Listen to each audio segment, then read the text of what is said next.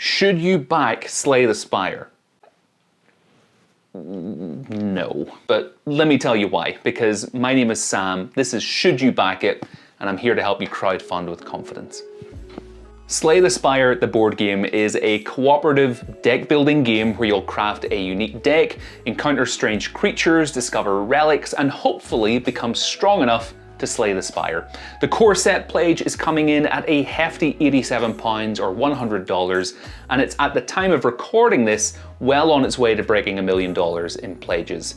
Quite heavily in part, I would say, due to the fact that it's a board game adaptation of quite a beloved deck building video game. So this game is being made by a company called Contention Games, and whenever we do back something on Kickstarter or any crowdfunding platform, it's always important to do some research on the company, see how their past projects went, see how they handled everything, just to get a sense of what our experience could be. So this is Contention Games' second Kickstarter. Their first one raised almost $27,000. $27,000.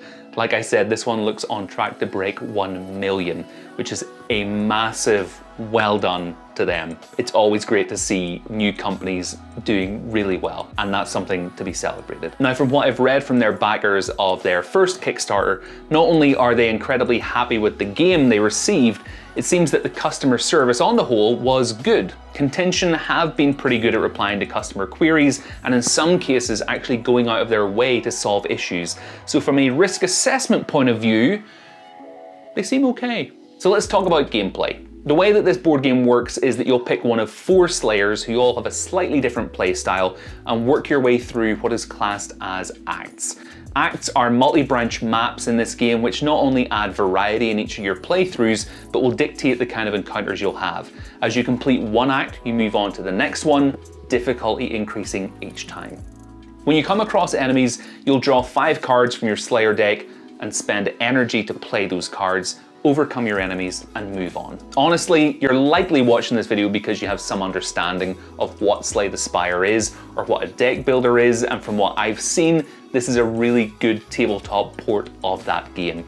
You won't find actual gameplay videos on the Kickstarter page, which is a misstep in my opinion, but the brothers Murph have produced a Let's Play of the game. They're big Slay the Spire video game fans, which is important to remember, but I definitely recommend watching that video if you want to see what it's like to play. You'll see it, if I can point right up here. It's going to be up there if you want to go and check it out for yourself. And here's the bit that's probably going to be confusing for you. I've watched a lot of the preview content for this game, and on the Kickstarter page we've got some great videos that show you how to play the game, and from a mechanics standpoint it seems really solid. It makes sense. I'd even dare to say that it seems quite fun. Equally, it's important for me to say that I'm not a fan of most deck building games. It's not a genre that excites me. I don't derive a ton of fun from it. I usually find myself getting really easily bogged down in the workflows that you have to go through in order to play them. However, I think I would have a lot of fun playing this game. And I think you would have a lot of fun playing this game too. I think it looks like it could be a great game, but I still don't think you should crowdfund this. I think the price point of this game is just way too high. $100 for a core set is just really high.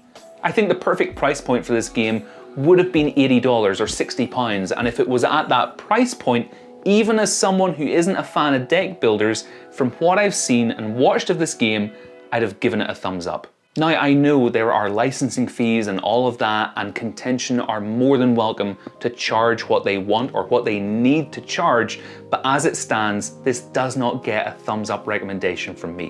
What I would recommend is that you wait for this to come to retail, see what it's like when it gets into the hands of more people, and if you still think it would be cool, pick it up then when it will more likely be at that lower price point, especially if it's on the second-hand market. But as always, this is my recommendation. Hopefully you feel a little bit more informed.